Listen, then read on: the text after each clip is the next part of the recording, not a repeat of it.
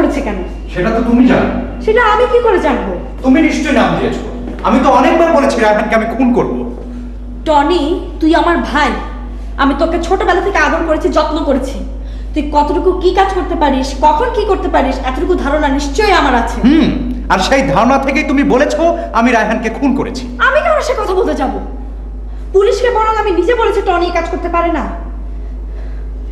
Tony, রায়হানকে যে খুন করেছে তাকে আমি দেখেছি, এবং সেই লোকটা আমাকে অনেক আগে থেকে ফলো করছে। তুই আমেরিকা থেকে আসার আগে থেকে সে আমাকে ফলো করছে। ওকে, কিন্তু এখন আমার ফাঁসিতে ঝুলতে কোনো রকমের আপত্তি নেই। তার কারণ আমি চেয়েছিলাম রায়হানকে খুন করতে, আমি করতে পারিনি। আমার হয়েও অন্য একজন রায়হানকে খুন করেছে, সে আমার উপকার করেছে, আর তার বদলে ফাঁসিতে আমি ঝুলব। প্লিজ ভাইয়া, প্লিজ আমার ভাই পাগলাম করিস না ভাইয়া, প্লিজ।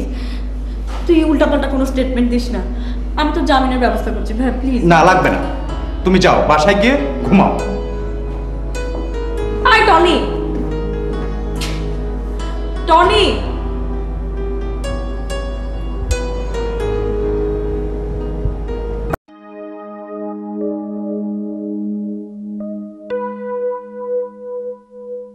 বাবা তুমি এখানে কেন? আমি এখানে একটা কাজে এসেছি মা।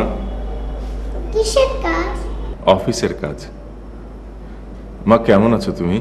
ভালো না বাবা, রায়হান আঙ্কেল তো আল্লাহর কাছে চলে গেছে। বাবা তুমি এখন আমাদের সাথে চলো। আমার কাজ যে এখনো শেষ হয়নি মা। বাবা তুমি আমাকে কোলে নিবে না? অফিসের কাজ তো, তোমাকে এখানে কোলে নেওয়া মানা। আসি। তোমার সাথে আমার কথা আছে। তোমার সাথে আমার কোনো কথা নেই। প্লিজ মিতু, শুনে যাও। বলো। দেখো, অন্য কেউ যা ভাবে ভাবুক, যা জানে জানুক, তোমাকে আমার একটা কথা জানিয়ে রাখা দরকার। আমি কিন্তু এই খুনের ব্যাপারে কিচ্ছু জানি না। বিশ্বাস করো, কে খুন করলো বা না করলো আমার কোনো ধারণা নেই। তুমি কি আমার কথা বিশ্বাস করছো? তোমার কোনো কথা আমি বিশ্বাস করি না, আবার অবিশ্বাসও করি না। আমার বিশ্বাস দিয়ে কোনো কিছু যায় আসে না। পুলিশ কি ভাবলো, কিভাবে মামলা সাজালো, সেটাই আসল কথা।